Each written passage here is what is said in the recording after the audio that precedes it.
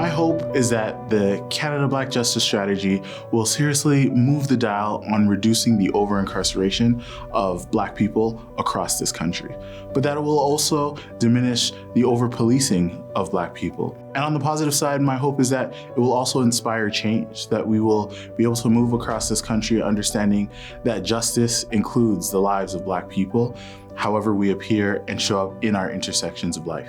My motivations to combat anti-Black systemic racism stem from my desire to see the members of my family and my community be able to live their lives, to have the same job and employment opportunities, for people to not be caged, the safety, the security, the freedom of Black people. Je me dois d'y répondre. Je me dois de faire ma part. À plusieurs, on pourra y arriver. Mais si on ne met pas un pas en avant, on ne gravira jamais la montagne. On comprend que la stratégie vient pour commencer à mettre fin à des décennies de racisme anti-noir partout au Canada. On a consulté, on a posé des questions aux communautés, on sait qu'est-ce qui devrait être fait, donc c'est maintenant le moment de le faire.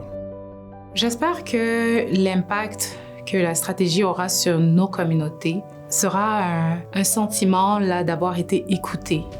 Un sentiment d'avoir été respecté. On s'attend à voir une baisse au niveau de la disproportion des personnes noires qui sont incarcérées. On s'attend à voir la fin du profilage racial. On s'attend à voir des mesures concrètes. Alors j'espère vraiment qu'à travers cette stratégie, les recommandations qu'on aura suggérées, qu'on aura mises en avant, seront mises en place et implémentées avec les communautés, par les communautés, pour les communautés. I hope the impact of the Canada Black Justice Strategy on Black communities will be that it will transform the justice system so that it is more responsive to the needs of Black communities. I have 2 boys, and I want a Canada where they can thrive as Black citizens, where they can be proud of who they are and know that they can dream and be anything that they need to be without facing the obstacles that I have faced. My family have a long history of advocacy, and so for me, it was instilled in me from a long time. You know, education, advocacy, community, those are the things that strengthen us, that make us one, that unify us. For me, being part of something like this continues that legacy from the shoulders of the people that I stand on.